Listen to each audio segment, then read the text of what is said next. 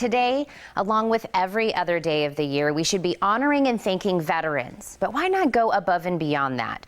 For 10 years, Operation Finally Home has been helping wounded, ill, or injured veterans and their families transition to the home front by addressing one of their most pressing needs, a home to call their own. And you can help as well. Now, who better to explain to us how than wounded U.S. Army veteran and Dancing with the Stars champion J.R. Martinez, who joins me now. First and foremost, J.R., I want to first say Happy Veterans Day and thank you so much to you.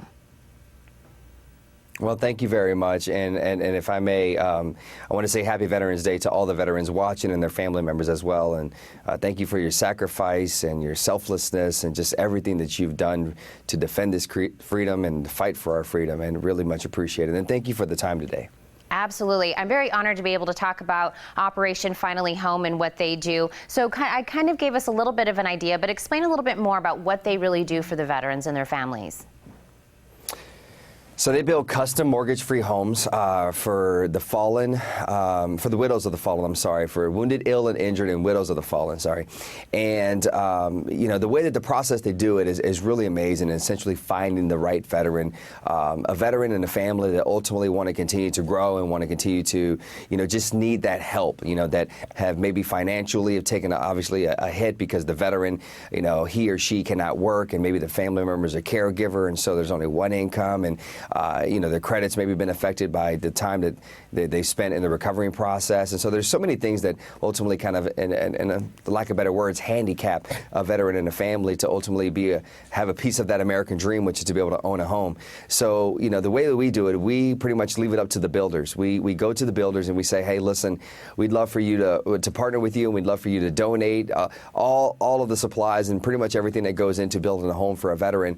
And on average, the Operation Finally Home spends about $75,000 on a home that would normally cost about $250,000. And this is our 10-year anniversary. We've built over 156 homes in 29 different states. We actually gifted a home to a veteran in Tucson.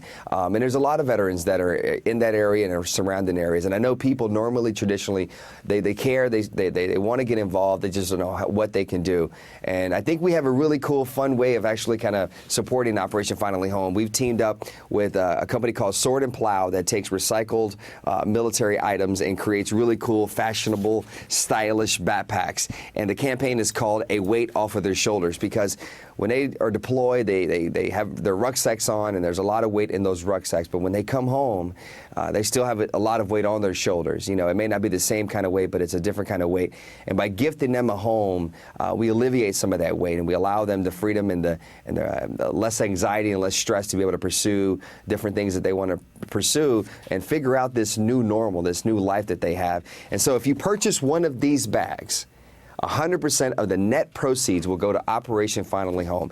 And you could purchase one of these bags, or if you're a builder, or if you're a veteran, or if you know of a veteran that you feel like is a good candidate, go to OperationFinallyHome.org. Again, that's OperationFinallyHome.org. And that's a simple way, and I love the way you opened it by saying that, you know, today being Veterans Day, but, you know, Veterans Day is every day, and it's a day that we should thank veterans every single day. But thank you is a start, but it should not be the end. And this is the way to kind of ultimately take action, because we have to collectively as a community come together and bridge those gaps that unfortunately do exist.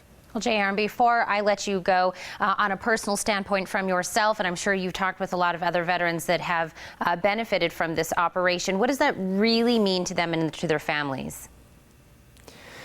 They're speechless. You know, you have a lot of cases. You know, you have the guy that's big and burly, and you know he's strong, and he just shows no emotion. But then as soon as you surprise him and his family, all of a sudden you see tears, or you see the female veteran that she's just completely overwhelmed with emotion. And we've had a lot of our recipients that have gone to college now, or in college now, or getting degrees, or getting multiple degrees. I mean, there's so many great examples and stories that we have, and those are the people that we're looking for, that are looking for a hand up, not a handout. Well, J.R., I want to thank you so much for being with us this morning. Thank you so much for using your platform that you have to do for others and to help other veterans. I can, again, not thank you enough, and for everything that operation is doing. Well, thank you. Well, thank you for the time today, because if it wasn't for you guys giving us time, I mean, I would just be speaking to the walls in this room right now. So thank you very much for the opportunity. Which I do anyways, but, you know. Anytime, J.R. Definitely stop in with us anytime you'd like. Thank you again. Thank you. Happy Veterans Day to everyone who has served. Now, don't go anywhere. The Morning Blend will be right back.